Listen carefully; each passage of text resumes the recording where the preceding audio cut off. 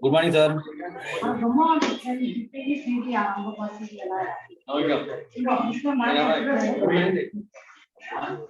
Sir, good morning. Put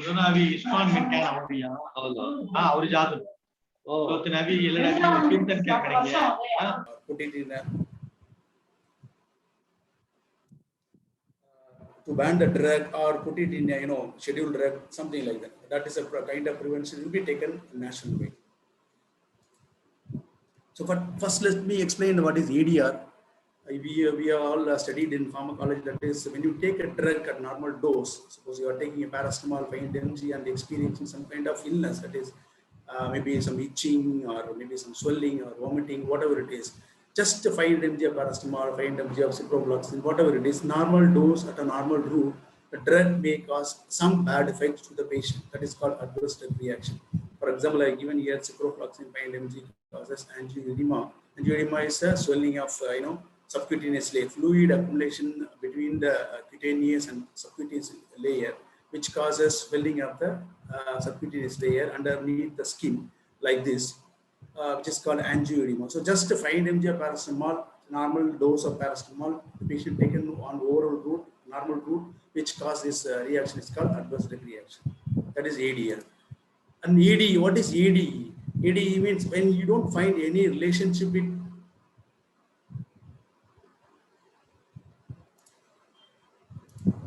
Sir, sorry, sir. Your screen is not visible. 1 minute.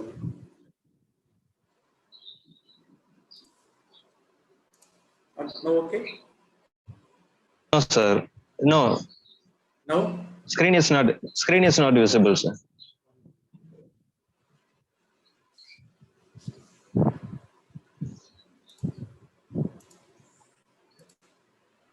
now okay. You can see. No, sir. No. Malar, can you share the screen?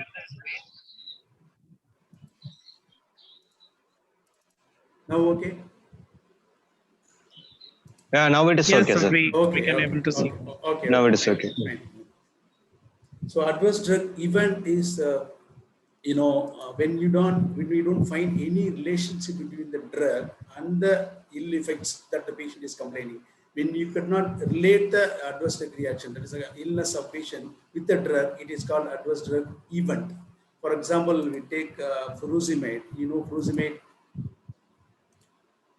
Furosemide causes hyponatremia, that is loss of sodium level. It's a common ADR for any diuretic like furosemide. It's called adverse drug reaction. You have a pharmacological reason behind hyponatremia. That's furosemide known to cause hyponatremia. This is called adverse drug reaction. Because of low sodium level, the patient may feel giddiness, may fall down, get injured. These are all adverse drug event. When you cannot, because there is no relationship between the drug, that is furosemide, and the giddiness, and the patient falling down and get injured. So you cannot relate these things with the furosemide. Only the relationship is between the hyponatremia and furosemide. It's called ADR. When you don't find any relationship between the event, that is giddiness or falling down, it's called adverse drug event. So it comes under adverse drug event. You can report both ADR and adverse drug event as far as PA or pharmacovigilance is concerned. So history of pharmacovigilance goes like this. The first incident, it was happened in 1937 in USA. The DEG, we all know that diethylene glycol is a solubilizing agent. We might have studied in Chutix. They have used DEG to solubilize sulfanilamide in the year 1937 to form an elixir, antibiotic elixir. But this combination of DEG and sulfanilamide becomes incompatible and becomes poisonous substance. Nearly 100 people died. This is the first incident happened in 1937. The next one is 1961. We all may know this major disaster that we have come across in the field of pharmacovigilance, the field of drug, that is thalidomide disaster in the year 1961 in Europe countries particularly. without knowing the teratogenic toxicity of thalidomide. Thalidomide is a immunomodulator, you all know that. Now it is not available in the private sector, it's available only in the government organizations and hospitals to treat some kind of cancers like Hodgkin's lymphoma, not available in the private sector. Without knowing the consequences of teratogenic toxicity, it was used as a pregnancy vomiting preventer, as a to treat the pregnancy vomiting. They have given this tablet in 1961. As a result, more than 20,000 children were born with the ADR of called copomelia. That is, children were born with sealed limbs like this. Nearly 20,000 children were affected. Recently, I think last year or before that, these children, they had a conference in Germany. They all met together to share their feelings. I think they are all now 61 means almost 60 years now. This is a major disaster in the drug history that European countries, modern countries, they have come across. Then they decided that we should have some solid drug monitoring system to monitor the drug, what are the ill effects it causes once it is launched in the market. So in the year 1968, WHO, the 10 member countries like Western countries like USA, Canada, some of the Europe countries, they have started this International Drug Monitoring Center at the WHO Geneva. Knowing the importance in the year 1978 of adverse reactions, they have started exclusive ADR monitoring center in the city that is called Uppsala. Uppsala is a city in Sweden. That's why they call it as exclusive WHO Uppsala monitoring center in Sweden, looking after only the ADR of drug after launching the drug, after any drug, new drug, old drug, whatever it is. This exclusive center to monitor the adverse reactions of drug worldwide. So there are 130 member countries are there associated with the WHO, and India is among those countries. So in Indian scenario, it goes like this. It comes under Ministry of Health and Family Welfare under the Indian Pharmacopoeia Commission in Ghaziabad. In fact, in the year 2011, since 2011, it is functioning under Indian Pharmacopoeia Commission in the name of NCCPVA, we shortly called as NCCPVA, that is National Coordinating Center for Pharmacovigilance Program of India in Ghaziabad. It's an hour travel from our capital, New Delhi. Under NCCPVA, there are ADR Monitoring Center, Adverse Drug Reaction Monitoring Center. We call it as AMC. More than 300 AMCs are there now. Almost all government medical colleges, some of the private medical colleges, some of the NABH accredited hospitals, they are all enrolled under ADR Monitoring Center, monitoring the adverse reactions nationwide and reporting to the Indian Pharmacopoeia Commission. You all know that Indian Pharmacopoeia Commission's prime function is preparing monograph. I think students all might have seen that Indian Pharmacopoeia book, preparing the monograph. That is a prime function every year. That is the one. The second main prime function is the PVPA. Successfully, they are conducting the PVPA almost now. It's 2011, means almost now 10 years they have completed recently with 311 ADR monitoring centers actively reporting adverse reaction to the nation. Now, when you see the importance of reporting adverse reaction or importance of why we should report adverse reaction to pharmacovigilance, what is the importance of pharmacovigilance program in India, or what is the importance of pharmacovigilance worldwide? There are some reasons to detect severe and unexpected adverse reactions. Any drug, if anybody asks which drug is safe, if anybody asks or in interview anyone asks which drug is safe, your answer must be or should be no drug is safe, because all drugs consist of chemical substances. Even a paracetamol, even a multivitamin is not safe. That should be the answer we should give. Because any point of time they may develop a severe unexpected adverse reaction. They may cause organ damage, like for example paracetamol may cause severe liver damage, or diclofenac sodium may cause severe renal impairment. So to detect the severe unexpected adverse drug reactions once it is launched in the market. Second one is confirm the existing incidents. Some drugs, common adverse reaction, for example, diclofenac sodium or any NSAID which causes severe gastritis, or any antibiotic which causes diarrhea, or any diuretic which causes hyponatremia or hypokalemia, all these things. So these are all known incidents, known adverse reactions, known incidents. To confirm the existing incidents, to make the database, for the regulatory actions. The second point is to confirm the existing incidents with all the drugs. Third one is to relate our adverse reaction or to relate a global incident with the Indian scenario. To say, for example, in 1970, early 70s, in Japan, the one drug called cleopenal. Cleopenal is an antifungal drug. Now it's available only in the cream form. It's available in the market along with the steroids. No oral form is available now. But in the early 70s, it was used as a drug which to treat stomach disorders for dysentery, diarrhea, stomach pain. They were prescribed only in Japan, nowhere else in the world. So they have come across bad effects of serious adverse reaction of subacute myelooptic neuritis. We call it a SMON. That is neuritis. It's nearly 10,000 cases reported with myelooptic neuritis. 100 people reported with complete blindness. Then the FDA take the stringent action to stop the drug to use for oral purpose, only to the local purpose. And this was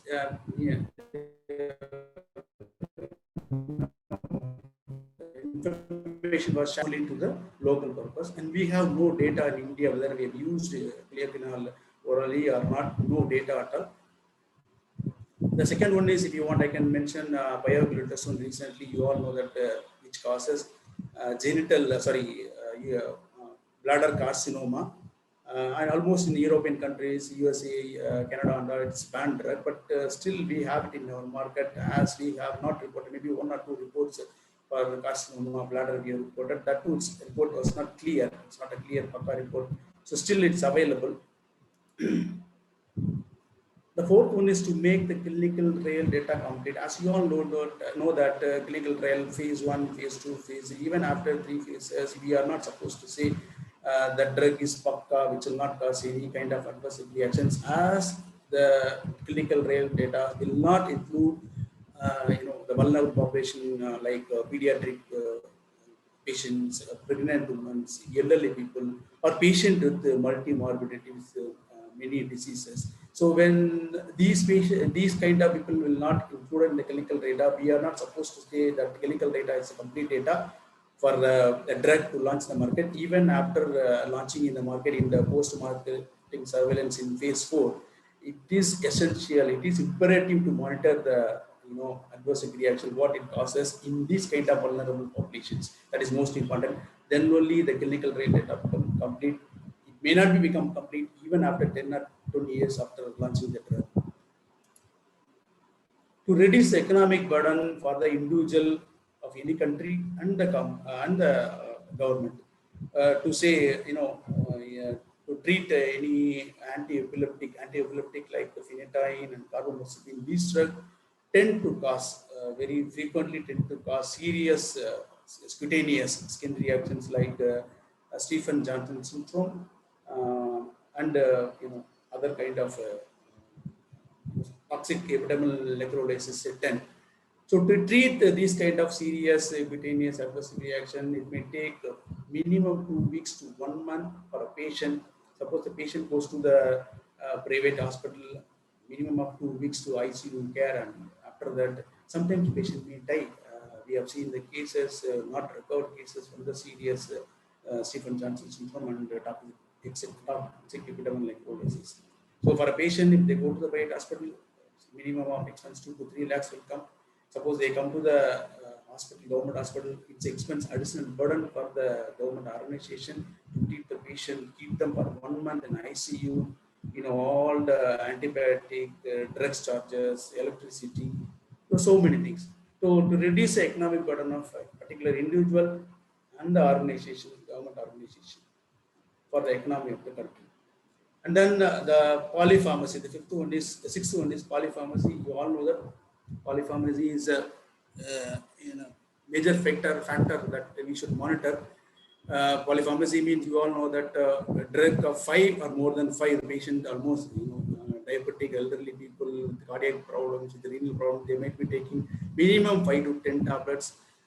They may come across with the drug-drug reaction, drug-food interactions. To say example, I have come across case of a patient complaining severe gastritis, that the patient could not even eat.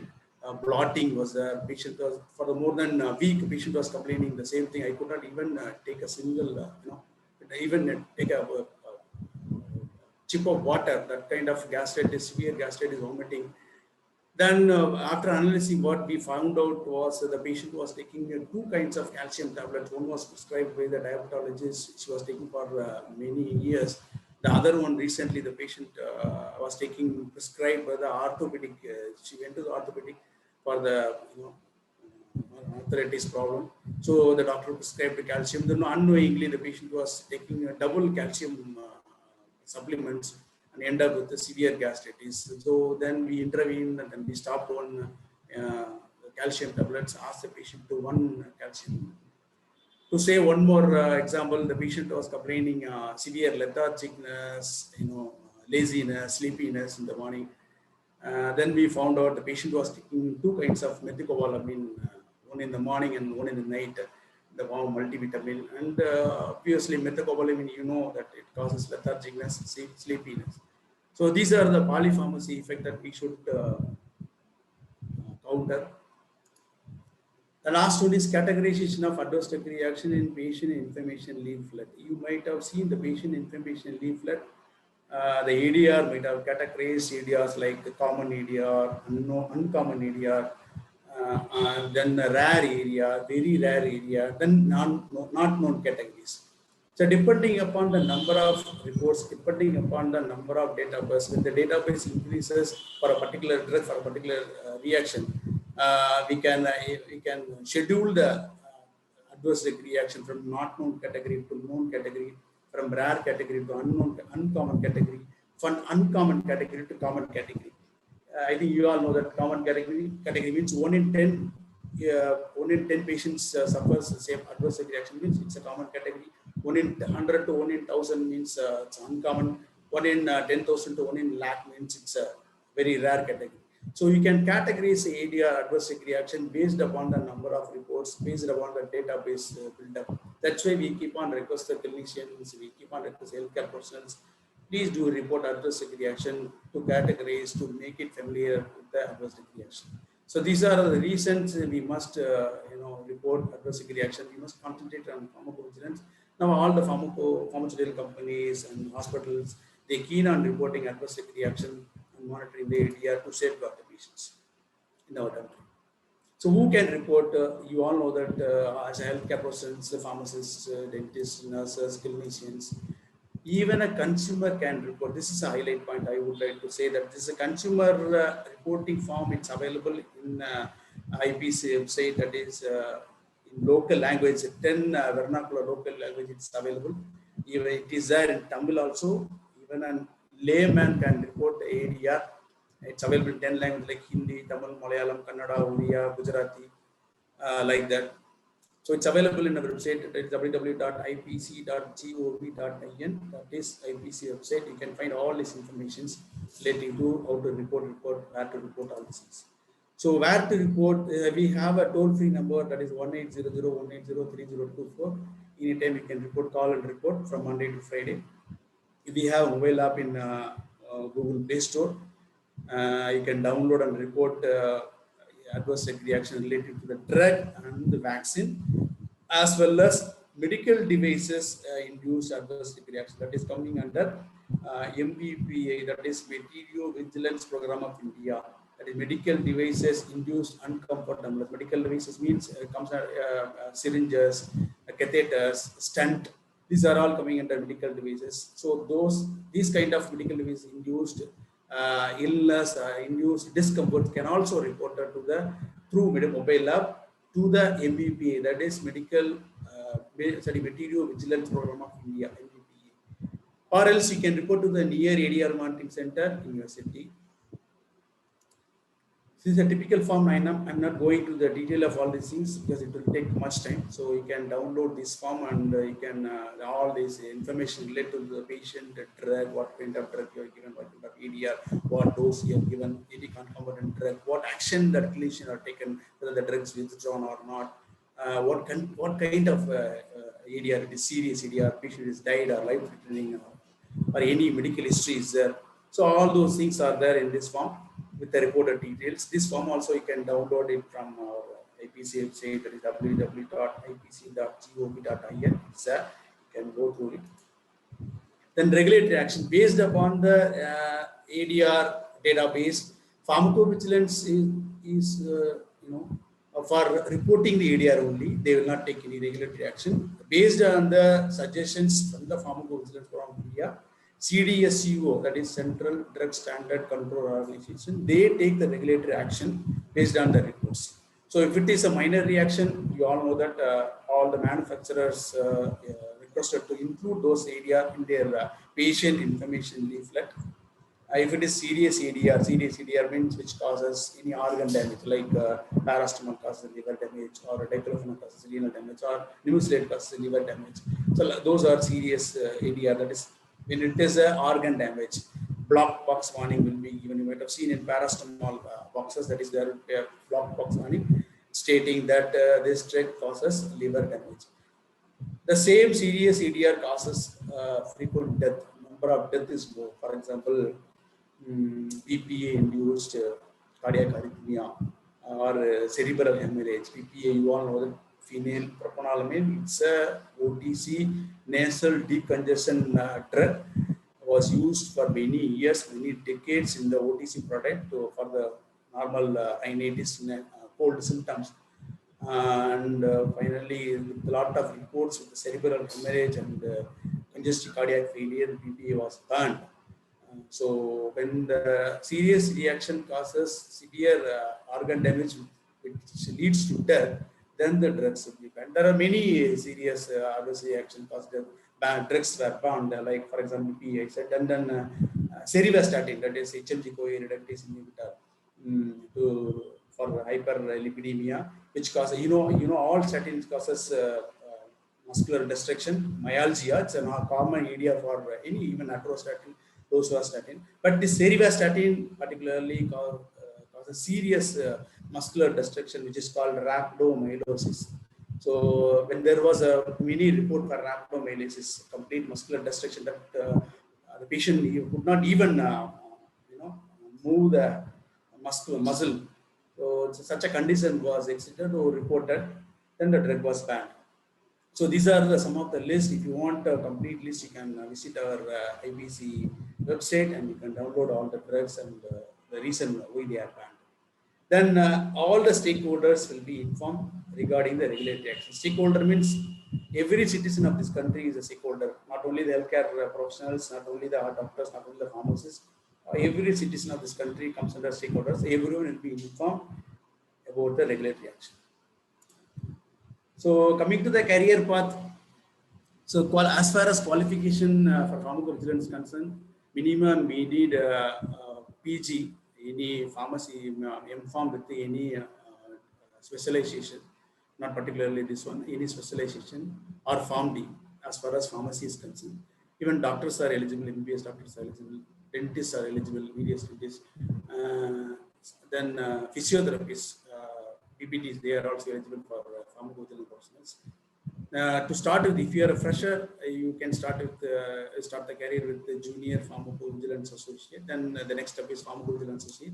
Then the second one is senior pharmacovigilance associate or quality associate. Then pharmacovigilance officer, then team leader, manager, director, president. It goes like this as far as private concerns are concerned, companies are concerned. So companies offering jobs in pharmacovigilance.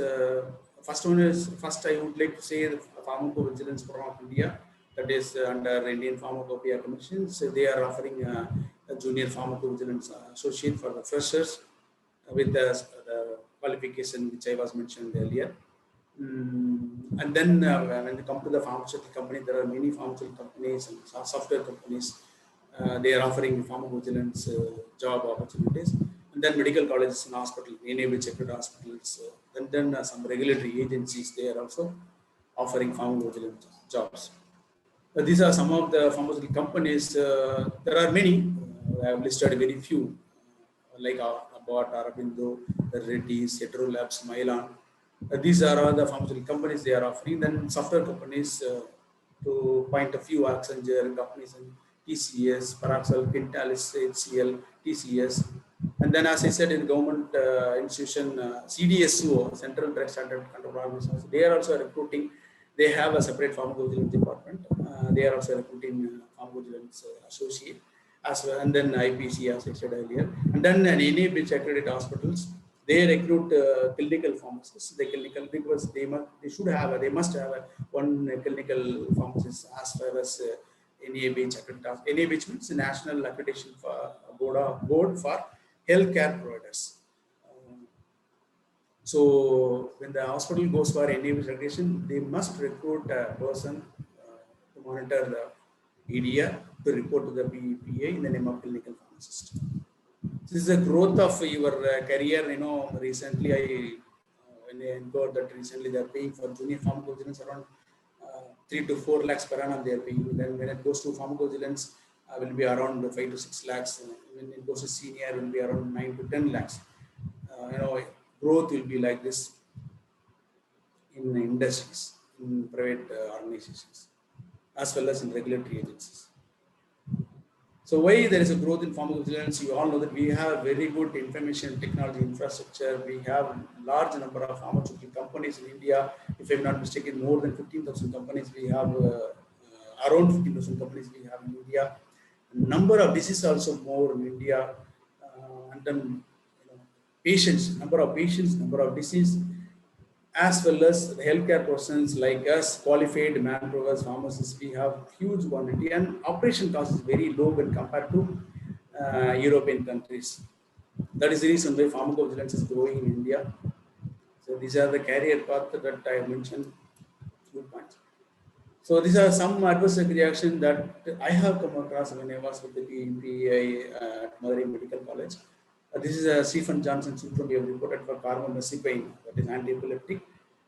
This is a patient, a 7-year-old female kid experience after taking this carbamazepine for a couple of weeks. Patient was there for more than a month in ICU and GH, and the patient completely recovered. Then we have changed the regimen from carbamazepine to levetiracetam and phenytoin. She was doing good now. And this is PPE, that is hand and foot syndrome, that is Palmer-Plantar erythrodysesthesia for sorafenib. Sorafenib is an anti-cancer drug. It's used for renal and hepatocellular carcinoma. The patient will be having this kind of peeling over the palm. It's called PPE. After stopping the drug or reducing the drug, patient will recover, but no other go. The patient has to take the drug to survive. This is one more toxic epidermal necrosis that we have reported for efavirenz. Efavirenz, you all know that anti-HIV drug, anti-retroviral drug. It's a death case that we have reported. This is, you can see the bullous eruptions, peeling of skin. This is a very interesting case that we have reported that I never forgot this one. This case we have concluded as a drug and food reaction case. Because in this case, the patient was taking this efavirenz for the past 4 years. He was taking, I think, 2015, 2018, 2017 or 18. No problem at all. Patient was very comfortable with the drug. No side effect, no impact. Same efavirenz he was taking. Suddenly, one fine morning, end up with the itching and peeling of skin, rashes all over the body, admitted to the GH. Even the dermatologist, Jodi Madam, Dr. Tikarani was there. She was surprised, was taking for 4 years, no bad effects, and suddenly end up with this kind of drug. We were inquiring the patient whether he had taken any other drug or any kind of disease, because he could not speak for the past, for the past 1 week after admission. He could not even full of mucosal eruptions over the oral mucus, so he could not even speak. So after a week, slowly he was uttering that he had taken alcohol and pork meat along with the drug. The patient information leaflet of efavirenz clearly says that alcohol and fatty meal tend to increase the bioavailability of efavirenz as well as increase the side effect of the drug. When the bioavailability increase, as well as the chances of getting the ADR also increases. So this was the case that we have concluded that this is a drug and food reaction. Drug of efavirenz between efavirenz and alcohol and fatty meal of pork meat. So they increases the bioavailability of the drug as well as the adverse reaction. That finally the patient end up with this kind of serious illness, and the patient could not survive and died after a couple of weeks. So one more case, even the normal azithromycin mefenamic acid, we have reported toxic epidermal necrosis. So this is the skin color. It's a very dark skin color of patient. You can see the after reaction how the skin peeled because of this azithromycin and mefenamic acid. This is a completely recovered case. The patient was recovered completely after maybe 20-25 days of treatment with our government Raja hospital, with antibiotics, steroids, and immunoglobulins.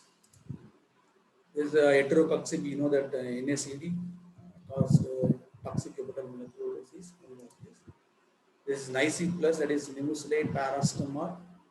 I think it's a banned drug, but still available in the market, which caused toxic epidermal necrosis. Is also a third case.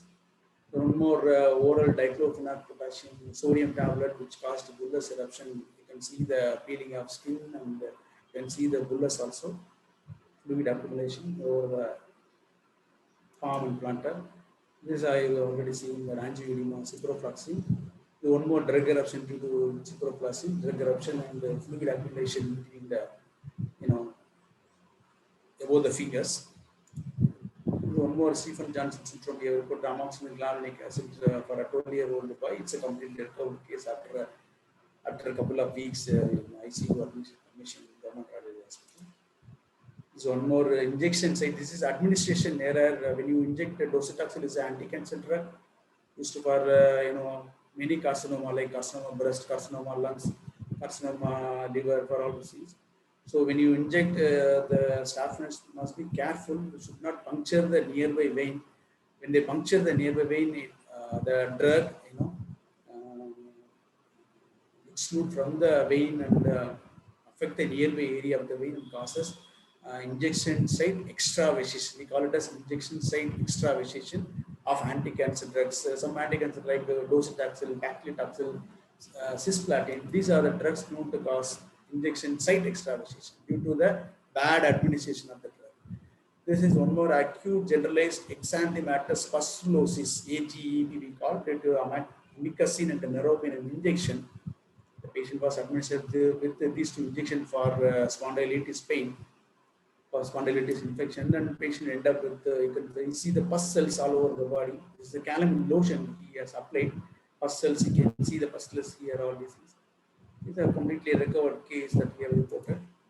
This is one more death case we have reported. Leflunomide is an immunosuppressant drug the patient was taking on a daily basis without consulting the doctor, and ended up with erythroderma, and finally the patient died. One more bullous eruption for normal aceclofenac levofloxacin. You can see the bullous eruption after taking just in 2 hours. The patient on the table, patient developed this bullous eruption. In a clinic, private clinic, one doctor reported this one.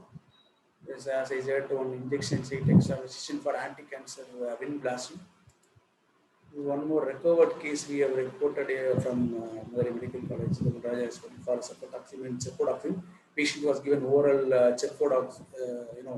cefotaxime tablet, as well as she was given cefotaxime injection also from one of the interior, and end up with serious toxic epidermal necrosis. After a month of treatment with ICU in Government Raja Hospital, patient completely recovered.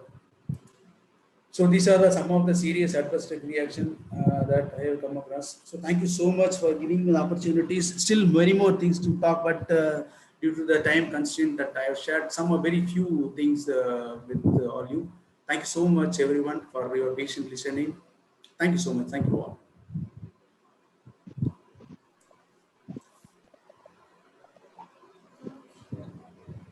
Thank you very much, sir, for your excellent and elusive talk. It was very informative. And moreover, it was you given very brief and excellent detail in a very short time. It was not possible to give such a wonderful talk within 30 minutes. Really, it's a surprise. And we could learn many things. Even many of the students also today watching. Hope they might understood many things. Following with this, we have a lot of other sessions also. I welcome Mr. Saravanan to take over. Hello. Yes, sir. Yeah. Myself. Welcome, sir. Welcome. Okay, okay. Thank you. Am I audible and visible? All the. Yes, sir. Yes, sir. You are. Yes, sir. You are audible. Okay. Thank you, Babar. Let me introduce myself for the benefit of all the students. Myself, Professor Dr. Gyan Chandran, did my B.Pharm from Madurai Medical College, completed in 1975. Then I was in different disciplines of pharmacy practice in marketing, academic, research development, and in clinical pharmacy, hospital pharmacy. And today I was very happy. Our speaker, Sir Thirumal Nambi sir, has given a very elaborative, excellent presentation about pharmacovigilance. Because any drug, any medicine, any vaccine is a product of a pharmacist. I will just to quote, in addition to the information given by our today's speaker, Thirumal Nambi sir, polio vaccine I will take. Polio vaccine, normally it has to be stored at sub-0 degree Celsius. And normally I do not know how the nurses they handle this polio vaccine. There are incidences we come across that after the administration of polio vaccine, there are death. So there are two factors. One is what was the storage condition of polio vaccine they kept. And normally after administration of polio vaccine, there should not be breastfeeding or administration of any hot drinks.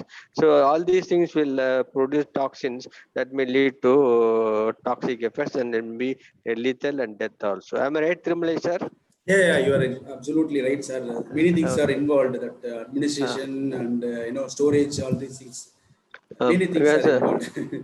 okay. And one more thing, this another thing. Yesterday, I was talking with our colleague at the Kalaichel sir. We had one fight of pharmaceuticals, pharmacovigilance and fight of pharmaceuticals. Let's just see Indian Pharmacopoeia Commission started in 1984 with just monographs of about 14 monographs. Today, 2018, we have 164 monographs of high standards. Many countries they are following our monographs. It is because our pharmacy students are involved in this pharmacovigilance. Because any drug will have a side effect, will have adverse effect, it will have a toxic effect. Just example, many students those studying in pharmacology, they will be knowing about the thalidomide episode, which has got teratogenicity. So these are the things because I could see from the participant there are many students who are attending in this webinar. So you dedicate like curiosity and then learning and application. Study it because particularly learning is very important and application is most important. Knowledge sharing, and this is the platform. Since about 3 months, we are conducting many webinars from different disciplines. And today, I'm very happy. I could, even though I joined later, I could get some information from our Thirumal Nambi sir. It was very nice presentation, sir. Very nice presentation. And Don't call me sir. Just enough. no problem, sir. You are our resource person today. No problem. And so just to conclude before conclude my session, cimetidine was launched as a revolution drug for the management of ulcer, H2 antagonist. After this, after this pharmacovigilance, it has been banned. You were telling about the black box writing, black box warning. Yeah. So there are strategies. So this is the responsibility of the all healthcare professionals, including doctors, because pharmacists. Because pharmacists are the specialized in medicine, drugs, and vaccines. So they should report it. They should have the competency, and they should come out and inform to the doctors, the staff nurses. There are many cases I can quote.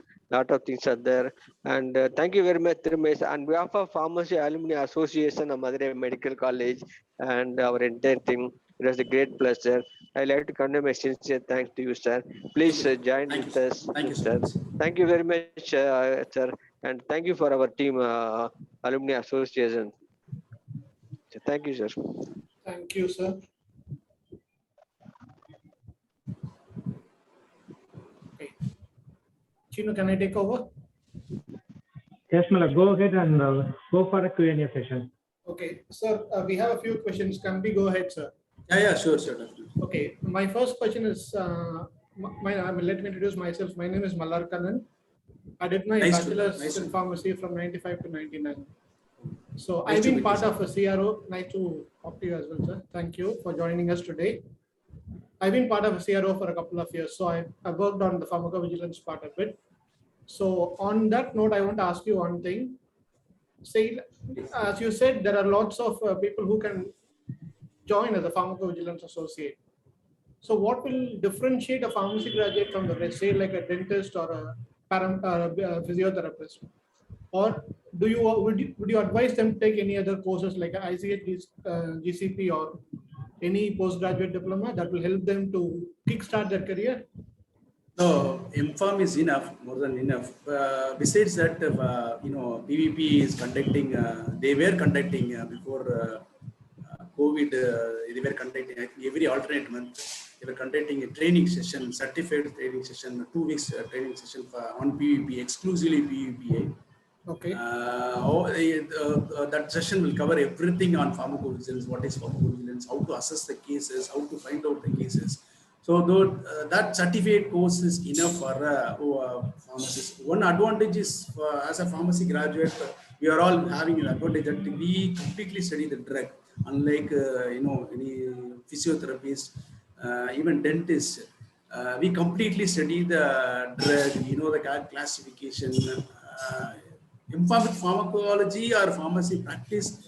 I may say that if you have interest in pharmacology, you can develop pharmacovigilance. It's not a big deal to learn the things.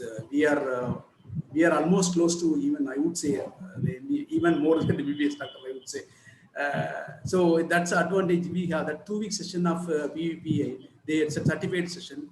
They issue certificate on pharmacovigilance. They also conduct, I heard that in monographs also, how to analyze the drug.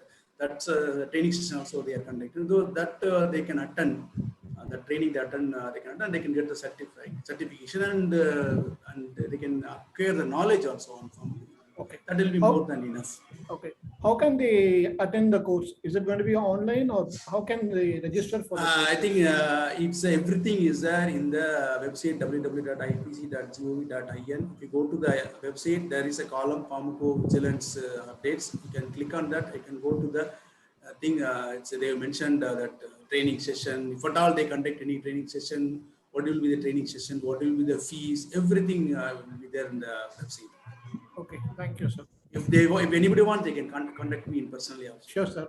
Maybe you can share your email ID on towards Yeah, the definitely. so that students can reach out to you. Nambina@gmail.com. NAMBANA@gmail.com. All right, Nambi, sir, okay. NAMBANA, Nambina@gmail.com. Okay, sir. Thank you. Thanks a lot. And okay, I have a very interesting question for you actually. This is, what is the difference between ADE and adverse drug effects and adverse drug reactions? ADR and ADE difference. That's what I mentioned. ADR means, see, there is a direct relationship between the drug and the ill effect that is a patient is complaining. For example, I said furosemide induced hyponatremia. So any diuretic, we all know that all element level goes down. Hypokalemia will come, hyponatremia will come. It's a known factor. You can relate the drug. So you can confirmly say that hyponatremia is due to the furosemide only. There is a relationship between the between the side effect and the drug. That is called adverse drug reaction. Whereas when in the case of adverse drug event, because of hyponatremia, patient may feel giddiness, dizziness, he may fall down. So giddiness is not due to the furosemide, but due to the hyponatremia. So when you don't find any relationship between the drug and the side effect, that is the giddiness, there is no relationship between the giddiness and the furosemide. there is a relationship between the hyponatremia and the giddiness only. So when you don't find any relationship, when there is no casual relationship between the drug, furosemide, and the reaction giddiness, it's called adverse drug event. And also adverse drug event includes adulteration of drug, misadministration of drug. For example, the patient, the clinician may prescribe paracetamol 1 gram of IV. The staff nurse over there, she or he may take instead of IV route, IM route, or instead of IM route, IV route, the misadministration of drug. Or otherwise, prescription error, the doctor may prescribe paracetamol or prednisolone. The pharmacist or the staff nurse over there in the hospital, they dispense the vice versa, maybe instead of paracetamol, prednisolone, or instead of prednisolone, or paracetamol. So this is a, prescription error, administration error, adulterations.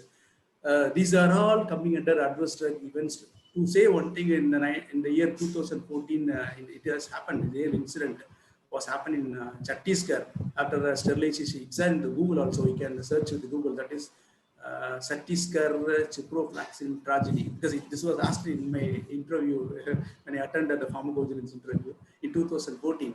And nearly 13 women were died after a sterilization. They were prescribed ciprofloxacin 5 mg to take twice daily for 7 days. And ciprofloxacin is a normal antibiotic. It would not cause, under any circumstances, it will not cause a multiple organ disorder. The patient 13 women were died of multiple organ disorder, cardiac failure, either cardiac failure or respiratory failure or renal failure. It's a real incident happened in Chhattisgarh. After the investigation, they found out the ciprofloxacin, the brand name is Ciprocin 5 mg, adulterated with the rat poison. It's called zinc phosphate. Zinc phosphate is a rat poison. So because of zinc phosphate, the patient experienced, this multiple organ disorder. Then they found out the pharma company in Raipur, in Rajasthan, and nearly they have found out 43 lakhs of tablets. You just imagine the 43 lakhs of tablet, whether it is distributed all over India, what would be the condition. So these are all the things it's necessary to monitor the adverse reaction under pharmacovigilance and report to the PUPA. Thank you. Thank you, sir. Thank you. And you talked about the vertical opportunities for in pharmacovigilance. Say, like you can start as a trainee DSA, you move on to a drug safety associate, and then you can move up to the team lead and even up to the director level. That is one way of looking at pharmacovigilance. Would you advise students to look at other parallel within pharmacovigilance? Say, like, can they move into clinical operations or anything like that? Yeah, I was there in clinical this thing only. What I was mentioning is the industry side. Yeah. Clinically, they will not come across much of experience. Yes. If you want clinical experience, if you want to meet out the field problems, the patient, what is the kind of ADR, what is the kind of sufferings they are coming across with the drug. The best option is clinical pharmacist. That was when I worked in PUPA, daily day-to-life, meeting a lot of patients and interact with them regarding the adverse reaction, regarding the sufferings of the patient once they met with the ADR. So that is a very beautiful platform. The thing is, in government organization, as a pharmacy association, we should stress the government to recruit the clinical pharmacists. To speak, there is a lot of things are there. I don't know how to tell all these things. The hidden things, so many hidden things are there. I understand that. Even a clinician, doctors, they don't know after a vaccine they should go for injection or not. I think you might have come across these things. I don't want to mention the college. I don't want to mention anything. After a COVID vaccination, the doctor had given diclofenac injection to the doctor, wife. I think you might all come across all these things. So even clinicians, they are not giving much important to the ADR reporting and the kind of seriousness behind the adverse reactions. So to notice all these things, this is a good platform. I think every hospital, government hospital should carry.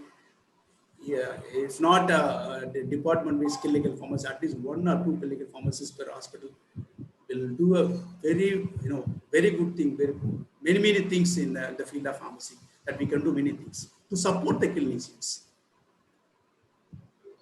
So thank you very much, sir. I would like to ask one question. What are the overseas opportunities are there for PV jobs? Overseas opportunities, PVP, not exactly pharmacovigilance. Clinical pharmacists, they play the role of pharmacovigilance associate in hospitals, in Europe countries, in Singapore, in Gulf countries. Clinical pharmacists are there, not exclusively for the pharmacovigilance. There is no, I think, companies in as far as Gulf countries concerned. Hospitals, every hospital must have clinical pharmacists, and they do the pharmacovigilance job as well as a clinical pharmacist job. In US also, the clinical pharmacist post is there, and you have to, there are stages are there. You have to pass there. After 2-3 experience in the local, you have to pass a PG, that is Foreign Pharmacy Graduate Association examination. Then you have to pass the local USA NAPLEX examination and TOEFL, all these things. Then you can practice as a clinical pharmacist. Same thing in Australia also. You have Australian Pharmacy Council. You have to pass TOEFL or actually. So these are all the overseas opportunities for clinical pharmacists, and they play the role of pharmacovigilance associates. Although they report adverse secondary actions. Thank you, sir. One final question from me, sir. Yeah. CROs also have PV, pharma companies have pharmacovigilance, as well as hospitals. Which one would you prefer for a good growth, for a good career growth? Is it the CRO, or is it probably the pharma companies or the government centers? It's a very difficult question. See, commercially, let's be commercially on terms of. I'll tell you, personally, what I like is interacting with patients and listening to their sufferings and convey them what kind of sufferings they are facing and how to take the drug. One-to-one interaction, the clinical pharmacist in hospital, and they play the pharmacovigilance role, responsibility. They support the clinicians. This is the kind of job I enjoy like anything. That personally, by heart, I like that job. But to growth, to career-wise, if you want to grow, you want to earn money, means you have to go as a CRO, or you said, software company or regulatory agencies, pharmacovigilance associate, salary-wise or growth-wise, career-wise. Personally, my satisfaction with the hospital setup. Just to add on to your question about overseas opportunities, your answer about overseas opportunities. Yeah. Indian pharmacovigilance professional go overseas and train others. Say like in Singapore, PV is not as big as India. Probably all the work is outsourced to India, but at a certain point, we need to have a set of DSAs in Singapore. Then the company send the DSAs or seniors from India to train them, probably for 5 years, 6 years. So these are the opportunities available if they want to go overseas. Not immediately, once they get well versed in that. Sure. Not immediately. Once they well versed, and once they reach a certain level, maybe after senior drug associate. Yes. Only those level they go for overseas level, and because we are one of the 5 associate countries of close associate countries of WHO collaborated countries. India is one among those countries, very actively reporting in India. So we have a great opportunities for what you asked, all these kinds of things. Yes. Okay.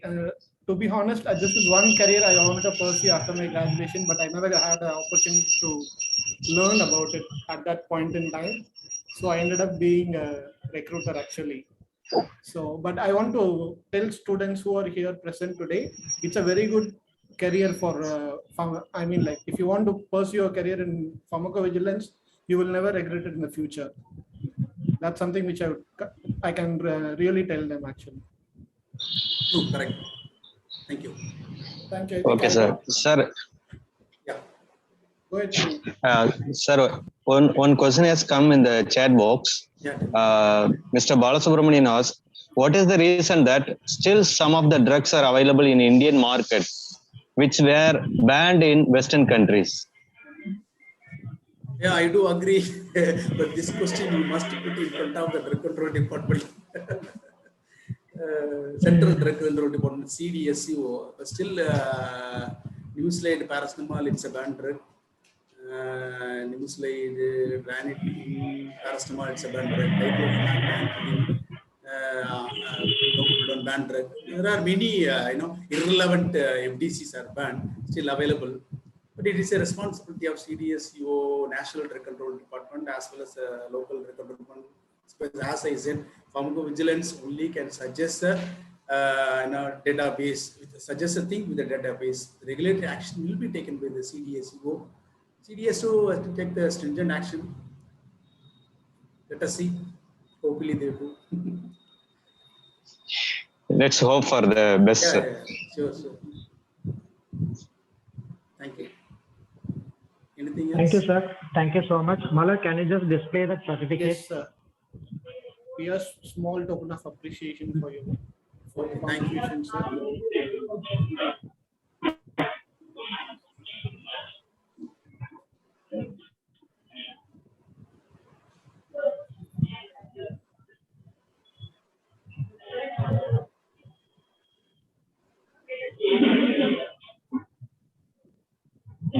Sharan, go ahead, Sharan. Okay, Mala. Thank you, Mala. Thank you, sir. Definitely, Thank you our all. talk is very, very informative and useful to all our pharma students as well as alumni members. Definitely during this lockdown period, definitely this type of knowledge sharing portal will helpful for more students as well as alumni members and also the pharmacy professionals. So thank you so much for your wonderful presentations and taking your time and efforts to provide this all, sharing your experience, sir, particularly in pharmacovigilance. Thanks a lot, sir. This is our token of small appreciation to you. When you meet in physically, we'll definitely will honor you, sir. Sure. Thank you, sir. Take care. Thank you, everyone. Sir, and I have a small query. Can I ask you, sir? Yeah, please go on. Sir, during this COVID period, vaccines are more useful one. But is there any adverse reactions reported with vaccines or COVID vaccines so far? Yeah, many adverse reactions. Even myself, I have reported adverse reactions of very common adverse reaction, non-serious adverse reaction like nausea, vomiting, giddiness, fever, myalgia, I think body pain, giddiness. One case of syncope we have reported for a doctor after administration of vaccine. Just in 10 minutes, the patient fainted. It's a syncope case we have reported. And what I heard is some of the other side of the country, they have reported hemorrhage, they have reported cerebral hemorrhage, both for Covaxin and Covishield. That is a serious ADR, not myself, I have not reported, but in the other side of, I think from Bangalore or Hyderabad, they reported cerebral hemorrhage, 2 cases for both for Covaxin and Covishield. But I don't know whether they reported any cardiac, arrest or there is no such report. Only cerebral hemorrhage they have reported. Otherwise, a normal common ADR like what I have mentioned. So those things. Thank you, sir. Being a pharmacovigilance expert, what do you suggest or recommend before vaccinate, sir? COVID vaccines.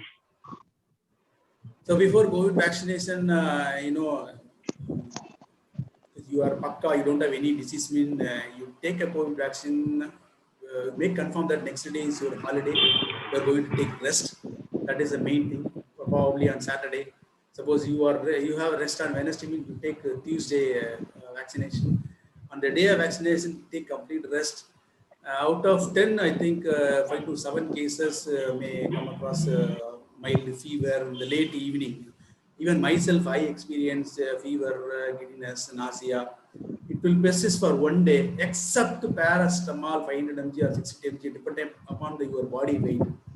I think depending upon your body weight, 10 to 15 mg of paracetamol you can take per kg of body paracetamol you can take. Maximum 650 mg you can take paracetamol. Other than that, don't go for any other injection, kind of thing. What I mentioned, one case in on death of a doctor after vaccination, the same day evening she had a diclofenac injection and end up with the cardiac failure. She was there hospitalized in admission and died. She's a doctor, administered by a doctor for a vaccine-induced myalgia. Given like vaccine itself a protein. You are taking on protein over the muscular over intramuscularly, and you are administering one more protein. Drug is one more protein. Definitely, you end up with some kind of bad effects. Definitely, as a pharmacist, we should carry this information that we are not supposed to take any other injection on the day of vaccination except paracetamol. And you can also stop the drug, whatever the drug, except you are suppose you are taking a anti-diabetic drug, anti-cardiac, or whatever it is. Those drugs you can drug except injections. One Thank more you, thing, sir. Thank you Tirumali so much, sir. sir. Yeah. Saravanan. Hello. Yes, sir. Solunga, sir. Yes, sir. Yes, Uh, sir. I just want to have one more information to the audience, and with the permission of our Tirumali sir, I Solunga, sir. observe in many of the hospitals, particularly for the COVID vaccine, they give in intramuscular. I have seen normally when you give any vaccine, they should not rub it vigorously. I observed they rub it. So when you rub it, actually, when this vaccine, which is live attenuated, the vaccine itself get deteriorated. That will produce toxins, which may be toxic effects. And as Tirumala sir has told, so far there is no very serious side effect as reported in India, particularly with this vaccine and Covishield. When it is properly stored and it is properly administered and the supervision of qualified medical practitioner as well as our competent pharmacists, I think we can overcome all these complications of COVID-19 vaccine. Am I right, Tirumala sir? Yeah, you are right, sir. No serious cases reported. As far as vaccine is concerned, either Covaxin or Covishield, it's safe only. As I said, Covishield is live attenuated. No need to rub it. Sometimes chances of few live cells. If it's a dead attenuated vaccine, maybe chances of live cells are there. That is the reason why Covaxin may cause some effects, even not serious effects when compared to Covishield. But conclusion is everyone should go for a vaccination, either Covishield or Covaxin, whatever it is, to protect ourselves from the further occurrences of COVID seriousness. Sorry for the interruption. Shall I ask a question? Yeah, please, go on, please. I'm Mrs. Uma Maheshwari, working as pharmacist in ESI. Yeah. I want to clarify a doubt. Nothing but, see, one drug is in a group of drugs. For example, in case of statins, we are having series of statins. Rosuvastatin is there, atorvastatin is there. I want to ask whether there will be a side effect for all those drugs in the same group, or one can be substituted for the other. Atorvastatin kudukrom அப்படின்னா, if it is producing ADR, where we can go for the substitution with rosuvastatin or some other statins, or we have to look for ADR for all the drugs in the same group. Hello. Yeah. Tirumala sir, with the permission, I would like to reply to. Yeah, please, sir. Go on. Sir. See, normally, we come across normal allergy reactions normally so far. First, we know about penicillin. Subsequently, NSAID molecules are there, diclofenac, paracetamol, aspirin. These are all causing allergic manifestations. So, when a patient is allergic to diclofenac, you can have a very wide variety of other molecules. You can go for that. Ibuprofen, you can give it. As our madam was asking, Uma Maheshwari madam, when a patient is allergic to atorvastatin, they can go for alternative molecule of that category. This is what we do in our allergy center. That is it's accepted. We have to go in a smaller doses, not regular doses. For example, she is taking about 20 milligram. We can give it 10 milligram. Initiate it. Then if you accepted, you can give it. And this will apply even for food. We have come across some patients when they take some type of foods, they get allergic manifestations. So what we suggest, you take one food, observe it for about half an hour, 1 hour.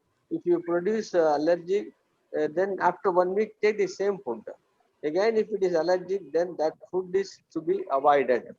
Like that, this is a food allergy. As far as drug allergy is concerned, when we have a group of choices, when a person is allergic to atravastin, you can go for rosuvastatin.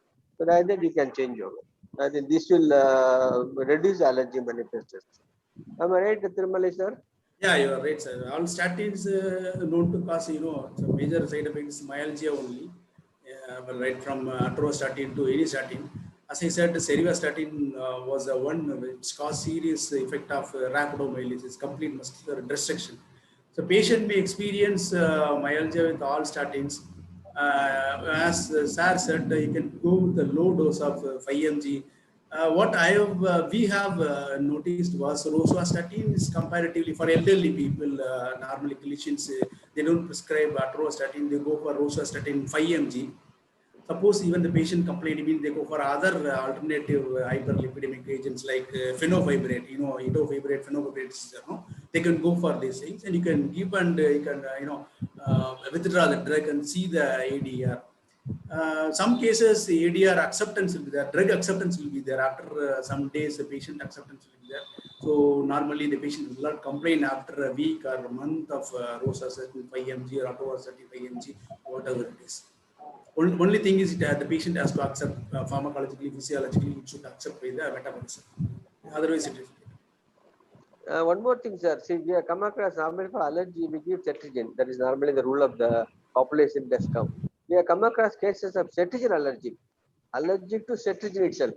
So Definitely, what we do is, definitely. We have reported cetirizine. We have reported many cases. cetirizine allergy is there. So what we do is we go for with Avil tablets. Low dose Avil tablets. So that is You our can switch on to Avil tablet. You can switch to fixofenadine is there. You can switch on to fixofenadine. Cetirizine allergy, it causes allergy. We have reported also cetirizine allergy. Yes. Even levocetirizine, we have reported allergy. Yes, levocetirizine, we have reported sleep. It's a non-sedative, comes under non-sedative antihistamine. But we have reported lethargic dizziness and all. We have reported for levocetirizine. So it depends on the individual physiopathological conditions. You cannot say that the same drug will give the same kind of effects for everyone. Patient to patient, it differs. That is correct, sir. Because one patient may be allergic. After paracetamol, I am well tolerated. The same paracetamol may be allergic to me after 2 years. There may be changes in the immunomodulation. So like that, we have to be careful. Normally, allergy will take place in a span of half an hour, 1 hour, 2 hours. So in the hospital, as Madam was asking about Uma Maheshwari Madam, we should have the allergy first aid emergency kit, particularly for example, deriphylline or adrenaline injections. All those things should be available in the hospital. Yeah, that is essential drug. Essential dexamethasone. Dexamethasone. Typical 3D. Deriphylline. Dexamethasone. 3D. Correct, the deriphylline, dexamethasone, and another one D. I don't remember exactly. 3D. Okay. Uma Maheshwari, did you clarify your question, madam? We used to have emergency drug list in the hospital, sir. We used to have adrenaline, deriphylline, and allied drugs as the emergency list drugs.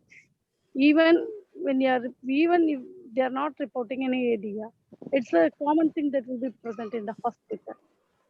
And also, I want to clarify a doubt. I want a clarification for a doubt, sir. Shall I ask? Yeah, please. Nothing else. If you are screening for ADR for a particular victim, shall we have to go for the analysis of ADR for their family too? Or if it's not, or if it is for the individual itself, is it enough? Or they have to screen for the total family? No, I'm not getting the point. Particular patient is taking medication and end up with adverse reaction. You have to screen the particular patient only. If it is for a common drug. If it is for what you mean to say is you have to give the drug and see the reaction? Yeah. That ethically is not possible. We are not supposed to give a drug. You know that drug is causing a reaction for a particular individual. And it is not ethically correct that if you are giving the same drug to the relatives of the particular patient. You are not supposed to do. Going for a specific disease, for a common drug, even for a paracetamol, if an individual is having an ADR, whether we have to screen the genetics or it's not essential. That is what you are saying is a study. It's a, pharmacogenetic study you are studying, you are telling. Okay. Tirumala sir. Yeah. Yeah, sir. This madam question is suppose paracetamol allergy to one person, you have to go for DPT, drug provocation test. That's Do what I am this. asking. You do Drug this. provocation test only to the patient, not to the relatives. To Ethically, that that's patient, yeah, to that patient. that we cannot and, do. Ethically, we are not supposed to do. Then if it is seven, they have to go Where for we all can ethically do is we have no other go to survive the patient or relatives of the patient. Suppose the patient relative might be in the need of that particular drug to survive himself or herself. Under those conditions, you can go for the DPT. அவருக்கும் தேவை சர்வே ஆகணும் live or death only depending on the particular ட்ரக்னா you can go for that drug. For example AIDS patient, husband HIV பேஷண்டாக இருப்பார், wife HIV பேஷண்டாக இருப்பாங்க. Husband sensitive இருப்பார் drug, ஒய்ஃபுக்கு நீ can go for it because no other go. ரெண்டு பேரும் both are survive on the anti retroviral drug. அந்த மாதிரி கண்டிஷன்ல you can go for. My brother, he was very sensitive to omeprazole. That's what I'm asking. Doctor said that he should not be treated with any propam inhibitor. Sensitive means what kind of reaction he is complaining? Just he is having gastric GERD disease, gastric reflux disease. He's taking omeprazole. Yeah. Omeprazole is for GERD. He's complaining same thing. Yeah. That's what I'm asking, whether we have to go for the screening of the provoke test for the omeprazole or propam inhibitor. No need. See, if you are comfortable with pantoprazole, means you can go for pantoprazole. Okay. No, you can say initially you can omeprazole is not working out. You can go for pantoprazole. If not, they can go pantoprazole. They can give. Then if it is not also working out, you can go for acute antagonist. If it is not going, go for basic molecules like aluminum hydroxide. Because madam was telling about GGRD. You can just go for aluminum hydroxide magnesium triacylate syrup suspension form. Okay. And you can go for the very safe H2 antagonist, ranitidine. Very safe. H2 antagonist, very safe. So far, no report has been nothing, in my opinion, for us H2 antagonist other than the cimetidine. H2 antagonist is well accepted. I think. Isomeprazole is very safe. It's there. Isomeprazole is there, and junior administration is there for below 20 years. Thank you, sir. Thank you. Thank you so much. Thank you, sir. We have one more final question. Yeah, sir, in case if you come across any ADR or ADE, what is the time duration to report that particular case, sir? Depending upon the seriousness of the case, if it is a death case, you can report it in 24 hours. If it is a serious case of causing any organ damage like cardiac arrest, liver damage, or renal damage, or cerebral hemorrhage, in a week you have to report. If it is not serious case, means in a month you can report. 1 month. Thank you, sir. If you don't have any questions, we can move to the next part of the presentation. Okay. Malav, we can move on to that vote of thanks. Just call upon Mr. Ramesh Kumar, Assistant Professor, COP. Ramesh Kumar, sir, are you there? Are you there? Yes, sir. Yes. Okay, sir, please go ahead, sir. Ramesh Kumar from Adare Medical College. Good evening, good morning to all. So first of all, today webinar is very informative and useful to all. So a special thank to Mr. Nambi sir, and also special thanks to organizing committee, Mr. Saravanan and Malarkannan Sini Pandian, and also special thanks to all the students in both UG and PG. Thank you. Thank you very much. Thank you, sir. Thank you so much, sir. Yeah, go ahead, Malav. Sir. Thank you so much for your presentation today. It was very informative, and I believe it will help a lot of students to career in pharmacovigilance, and hopefully they will send you their queries by email if they want to reach out to you, and I'm sure it will be helpful to them. Thank you so much for your time and Thank you all so the much. presentations, sir. We look forward to talking to you again soon, sometime when things change for the Thanks a better. lot. Thanks. Thanks a lot for sharing Thank you, sir. everything, sir. Thank you all. Appreciate your Thank time you. and Thank energy, you. sir. Thank you, Sharanan. Thank you. Thank you, Thank you. Sini. Thank you, everyone. Thank Thanks, you all. thanks to all the students and alumni. And wishing you a very Thank you very happy much. Sunday. Yes, Thanks a have a lot. good weekend, everyone. Thank you very much. Bye bye. Thanks a lot. Thank you.